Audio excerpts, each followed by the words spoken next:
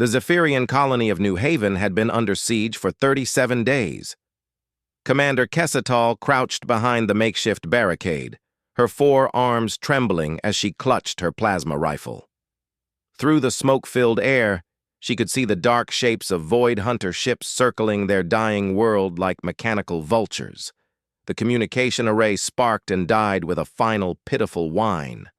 That was it. Their last connection to the galaxy had been severed. Kessatal closed her large silver eyes and felt the weight of despair settle over her like a burial shroud. Behind her, the survivors huddled in the ruins of what had once been their capital city's central plaza. Children cried in their parents' arms, while the wounded groaned softly in the makeshift medical stations. "Commander," whispered Lieutenant Velra, his voice barely audible over the distant rumble of Void Hunter war machines. "The scouts report movement on the eastern perimeter. They're preparing for another assault." Kessatal nodded grimly. Each attack had been worse than the last. The Void Hunters were methodical in their cruelty, slowly wearing down their defenses before moving in for the final kill. It was their way. They didn't just conquer worlds, they broke the spirit of every living being on them first. "How many defenders do we have left?" she asked, though she dreaded the answer. 43 combat-ready personnel, Commander, maybe 50 if we count the walking wounded. Against an invasion force of over 10,000. The numbers were impossible. Kessatal had been a military strategist for over 2 decades, but there was no strategy that could overcome such overwhelming odds. The Void Hunters had appeared in their system 6 weeks ago without warning, their black ships emerging from hyperspace like a plague of metallic locusts. The Zephyrian defense fleet had lasted exactly 14 minutes. Since then, it had been a steady retreat from orbit to surface, from the outer settlements to the cities, and now to this final desperate stand in the ruins of New Haven's heart. Every day brought fresh horror as the Void Hunters demonstrated why they were feared throughout the galaxy. They took prisoners only to conduct experiments, testing new weapons and torture methods on captured civilians. A young Zephyrian female approached, carrying a small communication device. Her name was Nira, barely old enough to serve in the Auxiliary Corps. "Commander, we're receiving a transmission on the emergency frequency." Kessatal's heart leaped. Perhaps one of their colony ships had escaped and was returning with reinforcements. She activated the device, static crackling through the speaker before a familiar voice emerged. "This is Admiral Thaxon of the Galactic Confederation Cruiser Resilience. New Haven Colony, please respond." The commander nearly dropped the communicator. The Galactic Confederation had received their distress call weeks ago and had officially classified New Haven as a acceptable loss in their ongoing war against the Void Hunters. The cold calculation had been simple. New Haven was too far from major shipping lanes and too small to justify risking valuable military assets. "Admiral, this is Commander Kessatal. We thought no one was coming. Commander, I'm afraid I have difficult news. The Confederation Council has voted to implement the Scorched Earth Protocol for your system. We cannot allow New Haven's resources to fall into Void Hunter hands." The words hit like a physical blow. Scorched Earth Protocol meant orbital bombardment, turning the entire planet into molten glass to deny it to the enemy. Every man, woman, and child would die, but at least the Void Hunters wouldn't gain another production world. "Admiral, we have over 2,000 civilian survivors here. Surely there's another way." "I'm sorry, Commander. The protocol has been authorized at the highest levels. You have 6 hours to make peace with whatever gods you worship. The bombardment fleet will arrive shortly. Thaxon out." The transmission ended, leaving only the sound of distant weapons fire and the soft sobs of those who had overheard. Kessatal stared at the dead communicator, feeling the last ember of hope die in her chest. They had held out for over a month, believing that help would come, that someone, somewhere, cared enough about their lives to send aid. Instead, their own government was coming to kill them. Lieutenant Velra placed a gentle hand on her shoulder. "Commander, what do we tell the others?" Before she could answer, a new sound cut through the air. It was different from the Void Hunter machines, higher pitched and somehow more aggressive. Kestal looked up to see contrails streaking across the sky, dozens of them, moving faster than anything she'd ever seen. The objects were small, much smaller than typical military vessels, but they moved with a precision that spoke of advanced technology. As they drew closer, she could make out their shape, sleek, angular craft that seemed to shimmer in the dying light of New Haven's sun. "What are those?" Velra asked, raising his rifle instinctively. The craft suddenly accelerated, splitting into attack formations with a coordination that made Kestal's trained eye appreciate their pilot's skill. They dove toward the Void Hunter positions with the fury of angry hornets, weapons blazing with an unusual blue-white energy. Explosions bloomed across the battlefield as the mysterious craft tore into the Void Hunter forces. The enemy, caught completely off guard by this new threat, scrambled to respond. But these new fighters were unlike anything Kestal had ever witnessed. They moved with impossible agility, dancing between enemy fire and striking with surgical precision. A massive Void Hunter Warwalker, the kind that had been systematically demolishing their defenses for days, simply died. Its shields flickered once and failed, its armor plating peeling away like paper before its entire superstructure collapsed into twisted metal. "Who are they?" Nera whispered, voicing the question everyone was thinking. One of the craft broke off from the main attack and approached their position. It was definitely not Galactic Confederation design, or any known species technology for that matter. The hull bore no recognizable markings, just a simple symbol that looked like a circular design with radiating lines. The craft landed in the plaza with remarkable gentleness, its landing struts deploying with barely a whisper of sound.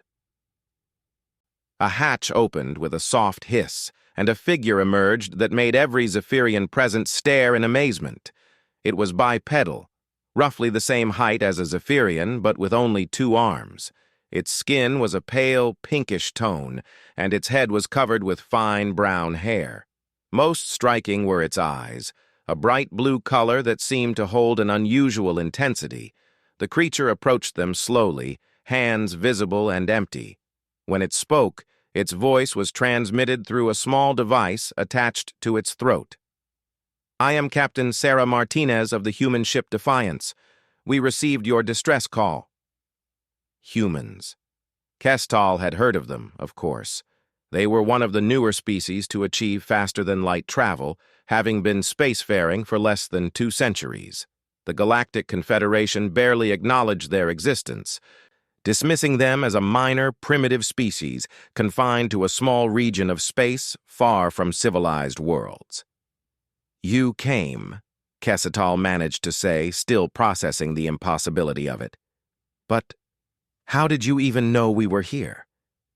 Captain Martinez smiled, an expression that somehow conveyed both warmth and determination. "We've been monitoring Void Hunter movements for months. When we detected their fleet heading toward your system, we knew civilians were in danger." "But your government? Surely they didn't authorize military action so far from human space?" The captain's smile turned slightly predatory. "Commander, you need to understand something about humans.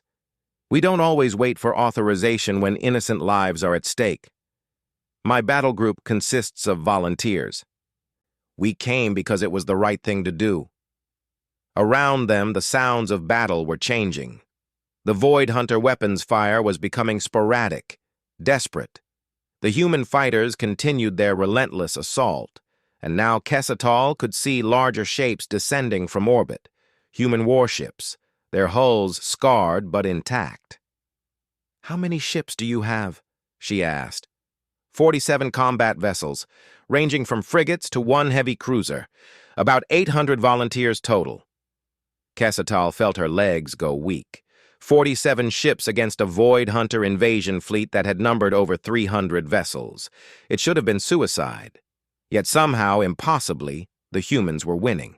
Another human approached, this one wearing what appeared to be powered armor. The helmet retracted to reveal another of their kind. This one with darker skin and short black hair. "Captain, we've got the bastards on the run. Commander Johnson reports the main Void Hunter fleet is attempting to retreat to hyperspace." "Belay that," Martinez said firmly. "Signal all ships. No survivors. The Void Hunters don't get to come back with reinforcements." The armored human nodded and spoke into a communication device. Within moments, Kesatal could hear the rumble of heavy weapons from orbit. The human warships were systematically hunting down every Void Hunter vessel in the system. "Commander Kesatal," Martinez continued, "we're going to need a full casualty report and assessment of your infrastructure damage. My engineers are standing by to assist with medical aid and reconstruction." "Captain, I don't understand. Why are you doing this? Your species has no obligation to us. We're not even allied with humanity." Martinez looked out over the battlefield, where human fighters continued to strafe the retreating Void Hunter ground forces. "Commander, there's something you need to understand about my species. We have a saying, no one fights alone. When we see innocents under attack, when we see children crying and families torn apart, we don't calculate political advantage or resource allocation." She turned back to face Kesatal, those intense blue eyes reflecting the fires of battle. "We just do what's right, and leaving you to die would have been wrong." The Zephyrian commander felt something she hadn't experienced in weeks: genuine hope. These strange, primitive humans had crossed half the galaxy to save a world they'd never seen, to protect people they'd never met. "Captain," she said softly, "our own government was coming to sterilize this world. They were going to kill us all rather than let the Void Hunters have our resources." Martinez's expression hardened. "Yeah, we intercepted those orders. Admiral Thaxon's fleet is currently being persuaded to return to Confederation space. Our diplomatic corps is having a very frank discussion with them about the ethics of abandoning civilians." The communication device crackled to life again.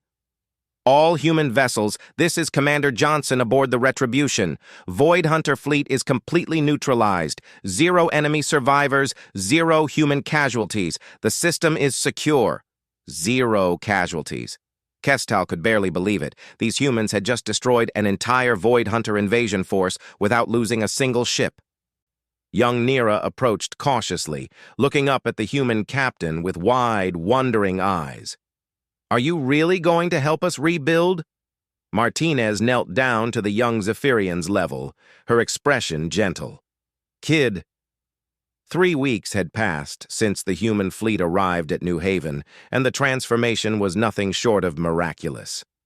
Commander Kesatal stood atop the newly constructed observation tower, watching human and Zephyrian workers collaborate on rebuilding the city's central district.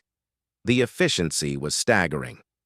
Where Zephyrian construction methods would have taken months, human engineering had entire city blocks operational within days. Captain Martinez joined her on the observation deck, carrying 2 cups of something the humans called coffee. The bitter drink had become surprisingly popular among the Zephyrian survivors, though none could explain why. "Your engineers work like machines," Kesatal observed, accepting the cup gratefully. "But I've never seen machines show such care for detail."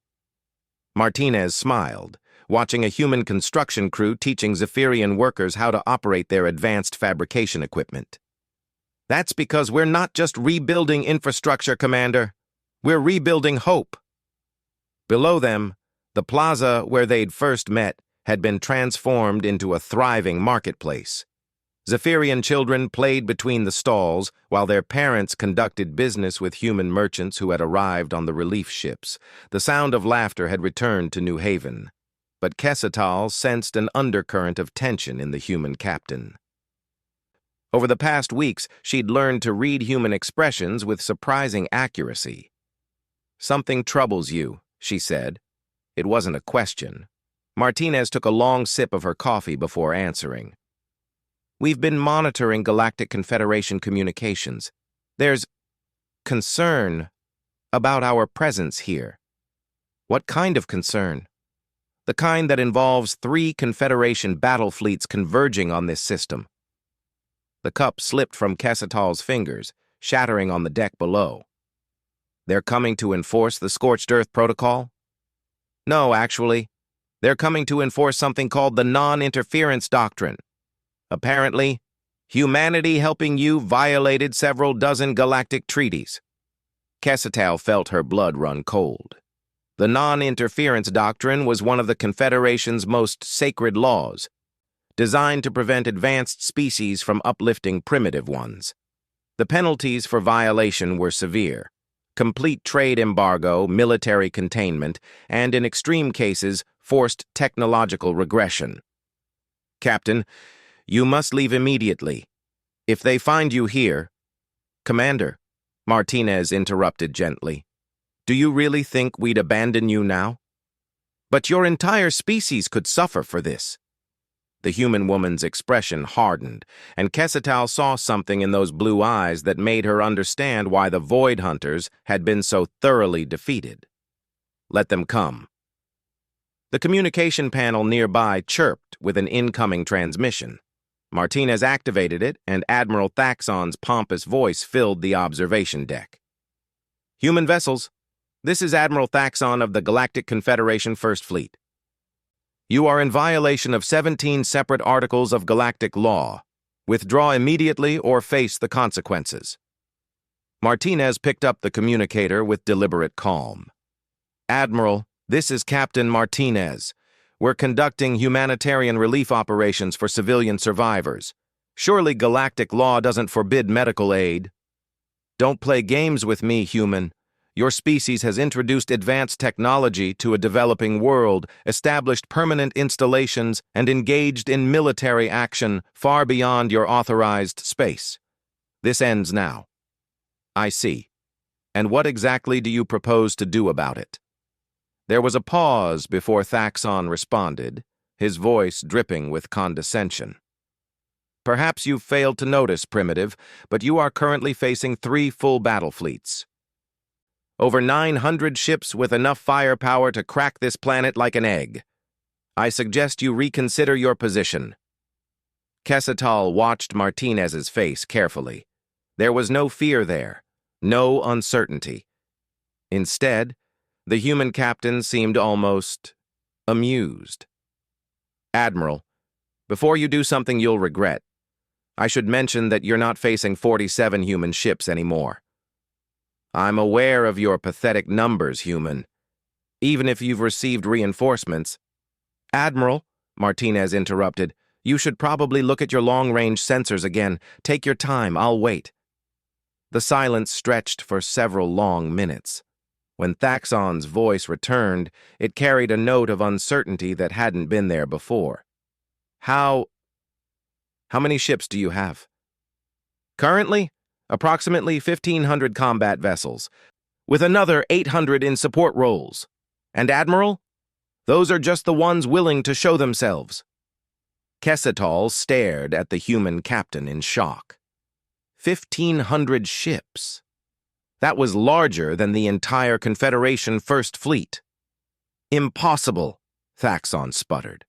Your species doesn't have that kind of military capability. Your intelligence reports are based on what we allow you to see, Admiral. Did you really think a species capable of crossing galactic distances would show you their full capabilities during first contact? The communication channel fell silent again. Kessatal could imagine the confusion and fear spreading through the Confederation fleet as their sensors revealed the true scope of the human presence. Martinez continued, her voice taking on a tone of casual menace that made Kessatal's skin crawl. You see, Admiral, humanity has a rather dim view of governments that abandon their own civilians to be slaughtered. We've been watching the Confederation's policies for some time now, and frankly, we're not impressed. This is an internal Confederation matter. The moment you decided to let innocent beings die for convenience, it became our matter. We have a policy, Admiral, We protect the innocent. All of them, regardless of species, government, or political affiliation. Another voice cut into the transmission, younger and more nervous. Admiral, we're detecting massive energy signatures throughout the system. Sir, I think they have us surrounded. Martinez smiled, and Kestal finally understood why the Void Hunters had fled so quickly. There was something absolutely terrifying about a human's smile in the context of warfare. That's Commander Peters, Martinez explained conversationally. Good officer. He's correct, by the way. You are completely surrounded. My colleagues are positioned at every hyperspace exit point in this system. If you try to leave, we'll know. If you try to call for reinforcements, we'll intercept them. You can't threaten the Galactic Confederation. Thaxon's voice was rising in pitch. We represent over 2,000 species. Our military... Admiral, let me share something with you. In the past 2 hours, human ships have also taken position around 12 Confederation core worlds, 47 military installations, and every major trade route in your space. Your military is currently surrounded and outnumbered in your own territory. The implications hit Kesetal like a physical blow. This wasn't just a rescue mission. This was a coordinated, strategic operation on a galactic scale. The humans had positioned themselves to hold the entire Confederation hostage. What do you want? Thaxon asked finally, his voice barely a whisper. Admiral, I want you to go back to your government and deliver a message. The human species is officially withdrawing from all Confederation treaties and trade agreements. We're also establishing a protective perimeter around any world that requests our aid. You're declaring independence? We're declaring something much more significant than that, Admiral. We're declaring that the age of abandoning innocence to preserve political convenience is over. From this day forward, any government that sacrifices its own citizens will answer to humanity. Martinez paused, letting the weight of her words sink in before continuing. Furthermore, we're establishing the Free Worlds Alliance. Any species, any government, any individual who believes that protecting innocent life should come before political calculations is welcome to join us. Kesetal felt her world shift fundamentally. The humans weren't just saving New Haven. They were challenging the entire galactic order. This is madness, Thaxon protested. You'll destabilize the entire galaxy. Admiral, the galaxy is already destabilized. You have civilian populations living in constant fear of Void Hunter raids because their governments won't allocate resources for defense. You have entire species relegated to second-class status because they lack political influence.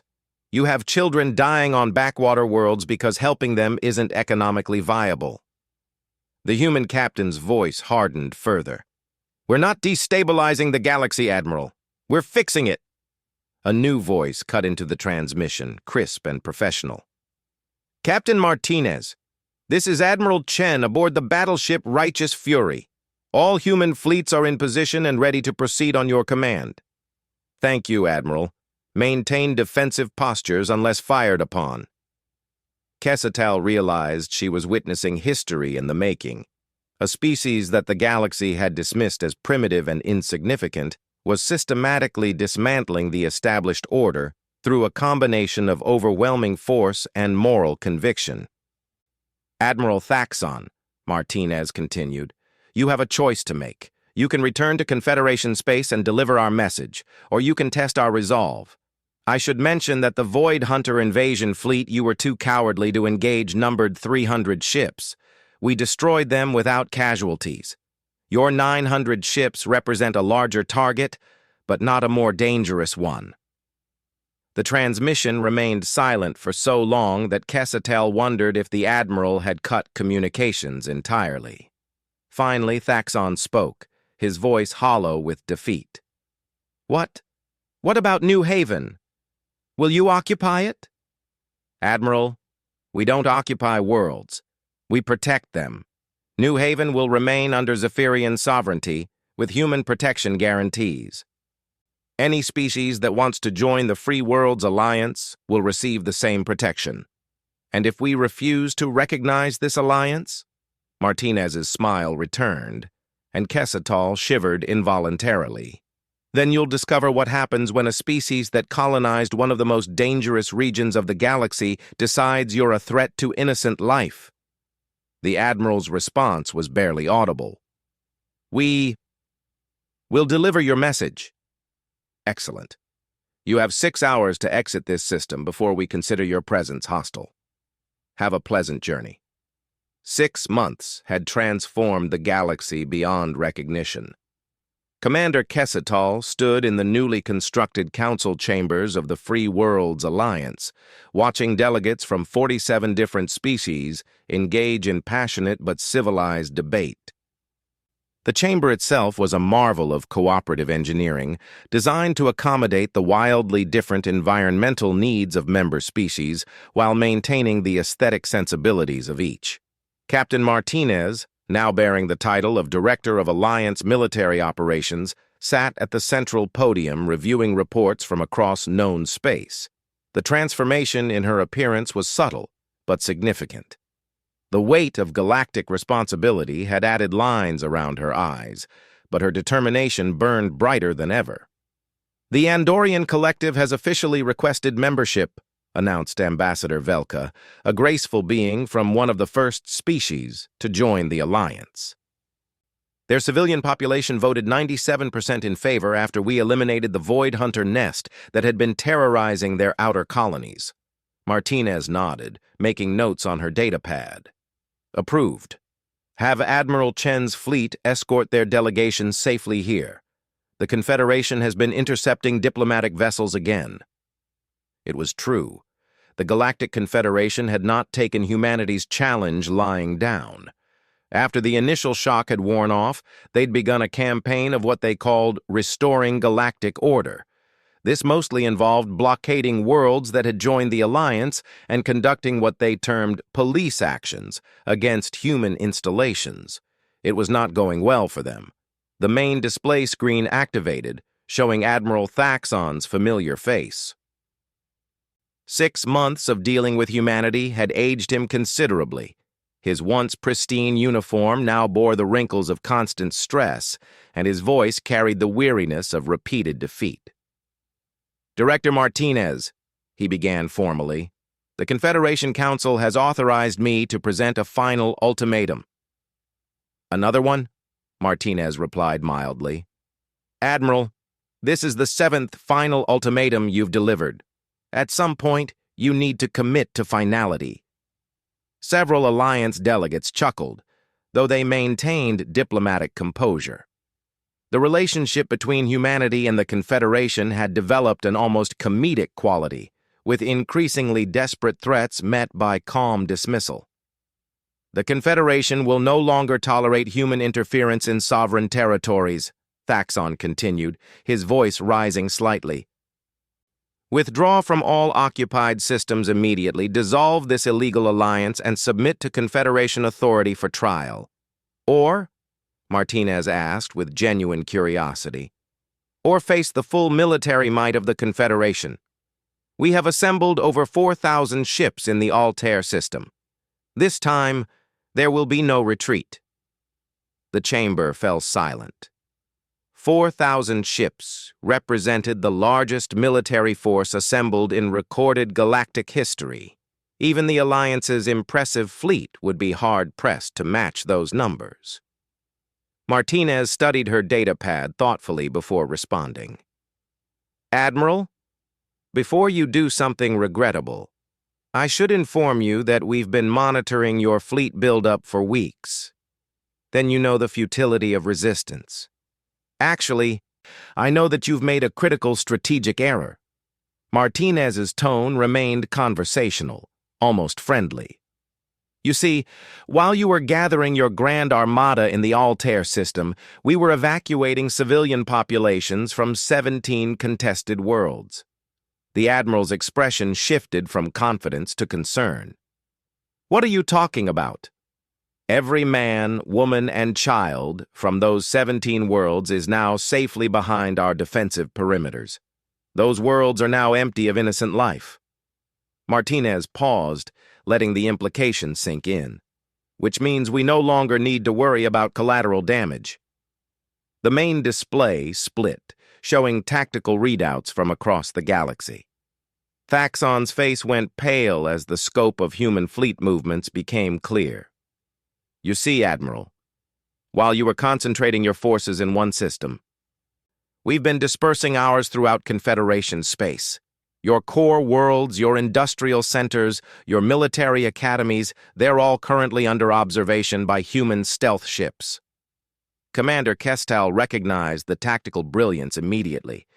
The Confederation had committed their entire military to a single engagement, leaving their vital infrastructure completely vulnerable. But more importantly, Martinez continued, we've identified the location of every Void Hunter nest in this galaxy, all 47 of them. While you've been playing political games, they've been building up for another major offensive. This revelation sent murmurs through the Alliance delegates. The Void Hunters had been relatively quiet since the New Haven incident, leading many to believe they had been significantly weakened. That's impossible, Thaxon protested. Our intelligence reports, your intelligence is compromised, Admiral. Has been for years. The Void Hunters have been feeding you false information while they rebuilt their forces in systems you believe to be uninhabitable. Martinez activated another display showing star charts marked with red symbols. 47 nest worlds, Admiral, each one containing between 10,000 and 50,000 Void Hunter ships. They've been waiting for the galaxy to tear itself apart, fighting over political jurisdiction. The Admiral stared at the display in horror. That's over 1 million ships. 1.7 million, to be precise. They were planning to launch their offensive in 2 weeks, while your Grand Armada and our fleets were busy destroying each other. The chamber erupted in concerned discussions as delegates grasped the implications. A Void Hunter force of that size would sweep across the galaxy like a plague, destroying everything in its path. Martinez stood, commanding attention through presence alone. This is why the Alliance was formed, Admiral. Not to destroy the Confederation, but to protect all life in the galaxy from threats like this. But even our combined forces couldn't handle 1 million Void Hunter ships, Thaxon stammered. You're correct, if we waited for them to attack us. Martinez smiled, and Kesetal recognized that predatory expression. Fortunately, humans have never been particularly good at waiting for the enemy to choose the time and place of battle. The display changed again, showing real-time footage from 47 different star systems. In each one, massive human fleets were emerging from hyperspace, surrounding Void Hunter nest worlds. Ladies and gentlemen, Martinez announced to the chamber, Operation Stormbreak is now commencing. The footage was spectacular and terrifying. Human warships, many of designs that neither the Alliance nor Confederation had seen before, began systematic bombardment of Void Hunter installations. These weren't the relatively small fleets that had rescued New Haven. These were full battle groups, each one larger than the force that had annihilated the Void Hunter invasion fleet. How many ships do you have? Thaxon whispered. Enough, Martinez replied simply. On the screens, Void Hunter fleets attempted desperate counterattacks against the human forces. The results were devastating for the alien invaders. Human ships moved with impossible coordination, their weapon systems far more advanced than anything previously demonstrated. Ambassador Velka leaned forward in her seat. Director, the scale of this operation. This must represent your entire military capability. Actually, this represents about 40% of our active fleet. The remainder are maintaining defensive positions around Alliance worlds and monitoring Confederation movements. The implications were staggering. If this massive coordinated strike represented less than half of humanity's military capacity, then their true strength dwarfed every other power in the galaxy combined. Why? Admiral Thaxon asked suddenly. Why reveal this much of your capability? You could have remained hidden. Let the galaxy tear itself apart. Martinez turned to face the display showing the Admiral's image. Because, Admiral, that's not who we are. We don't hide while innocents suffer. We don't calculate acceptable losses in terms of civilian casualties. We protect those who can't protect themselves. One of the displays showed a Void Hunter nest world dying in nuclear fire as human fusion bombs cracked its crust. Another showed Void Hunter ships attempting to flee into hyperspace, only to be intercepted by waiting human squadrons. This is what power should be used for, Martinez continued. Not to dominate the weak, but to shield them from those who would do them harm. Not to enforce arbitrary political boundaries, but to ensure that children can sleep safely in their beds. The systematic destruction continued across all screens. Void Hunter fleets that had been building for decades were being methodically eliminated. Nest worlds that had spawned countless invasions were becoming lifeless rock. The Void Hunter threat has plagued this galaxy for over 3,000 years, Martinez said to the assembled delegates. Today, it ends. Admiral Thaxon sat in stunned silence, watching the elimination of an enemy that had cost the Confederation trillions of credits and millions of lives over the centuries. What happens now? He finally asked. Martinez deactivated the tactical displays and faced the main screen. Now, Admiral, you have a choice. The Confederation can continue this pointless conflict, trying to maintain authority through force and fear, or it can join us in building something better. Join you? The Alliance isn't anti-Confederation, Admiral. It's pro-life, pro-freedom, pro-justice. If the Confederation is willing to embrace those principles, there's a place for them in the new galactic order. The Admiral looked older than his years, the weight of centuries of failed policy visible in his expression. And if we refuse? Then you become irrelevant. The Alliance will continue to grow as species abandon governments that view them as expendable. Eventually, the Confederation will be nothing more than a historical footnote. Martinez's voice softened slightly. But it doesn't have to be that way, Admiral. The galaxy is large enough for multiple approaches to governance, as long as they all prioritize the protection of innocent life. On the screens around the chamber, the last Void Hunter strongholds were falling to human firepower, an ancient threat that had terrorized the galaxy since before the Confederation's founding was being eliminated in a single coordinated strike. I need to consult with the Council, Thaxon said quietly. Of course. Take your time. But, Admiral? Martinez waited until he looked directly at her. The next time we meet, it would be nice if it were as allies rather than adversaries. The transmission ended, leaving the chamber in contemplative silence.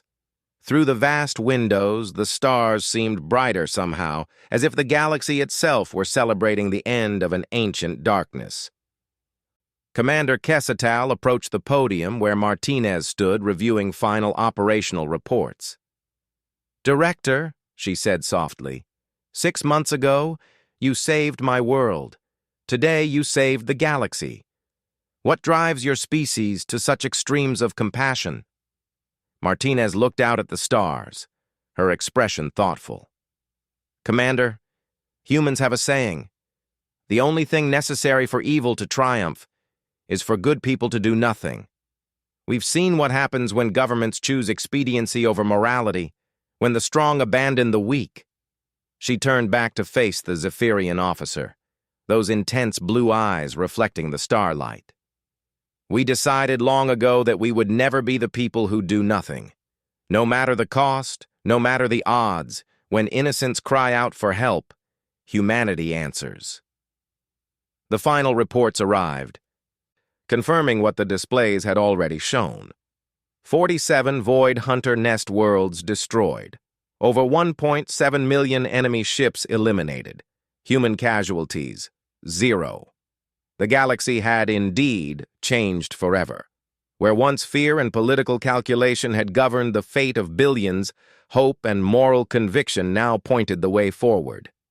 The age of abandoning the innocent to preserve convenience was truly over, and in the depths of space, where the last Void Hunter ships burned in the nuclear fire of human justice, the children of 1,000 worlds slept peacefully for the first time in millennia. The transmission ended, leaving the observation deck in profound silence. Below them, the rebuilding continued, unaware that the galaxy had just changed forever. "Captain," Kessatal said slowly, "you've just declared war on the most powerful government in known space." Martinez finished her coffee and set the cup down with a gentle clink. "Commander, we've just declared war on the idea that might makes right. The Confederation will adapt or become irrelevant. And if other species join your alliance, then we'll build something better. A galaxy where children don't have to fear that their governments will abandon them. Where civilian populations don't live in terror because protecting them isn't profitable." The human captain looked out over the rebuilt city, where Zephyrian and human workers continued their collaboration. "We'll build a galaxy worthy of the innocents we're sworn to protect. They're not going anywhere until New Haven is better than it ever was before. That's a promise." As if to emphasize the point, the sky filled with the contrails of human transport ships beginning their descent. Relief supplies, medical personnel, construction equipment, and enough military presence to ensure the Void Hunters would never threaten this world again. Commander Kessatal watched in amazement as human soldiers began setting up field hospitals and distribution centers with remarkable efficiency. These weren't conquerors or occupiers. They were genuine rescuers, asking nothing in return except the satisfaction of having saved innocent lives. For the first time in over a month, the children of New Haven stopped crying.